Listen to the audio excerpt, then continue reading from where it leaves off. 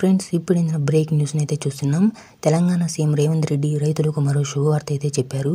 మరో కొత్త పథకాన్ని అయితే అమలు చేయబోతున్నట్లు రేవంత్ రెడ్డి అయితే ప్రకటించారు. అయితే ఈ పథకం ఏంటి, ఏ విధంగా అప్లై చేసుకోవాలి, ఏమేమి లబ్ధి చేకూరనుంది, వాటి గురించి ఫుల్ డీటెయిల్స్ అయితే ఈ వీడియోలో మనం తెలుసుకుందాం. మీరు ఇలాంటి లైవ్ అప్డేట్స్ కోసం మన ఛానల్ని సబ్స్క్రైబ్ చేసుకుని ఈ వీడియోని ఒక లైక్ చేయండి. ఇక అసలు విషయానికి వచ్చినట్లయితే రేవంత్ రెడ్డి ప్రభుత్వంలో మరో ఉచిత పథకాన్ని ప్రారంభించబోతుంది.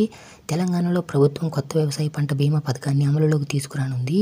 ఈ ఏడాది ఖరీఫ్ సీజన్ నుంచి ఉచిత పంట బీమా పథకం అమల్లోకి తీసుకొస్తామని ముఖ్యమంత్రి రేవంత్ రెడ్డి గారు అయితే ప్రకటించారు. ఏటా ప్రకృతి వైపరీత్యాల బారిన పడి నష్టపోయిన రైతులు ఆదుకునేందుకు ఈ వానాకాలం నుంచి వ్యవసాయ పంట బీమా పథకం అమలు చేయాలని నిర్ణయించారు రేవంత్ రెడ్డి గారు.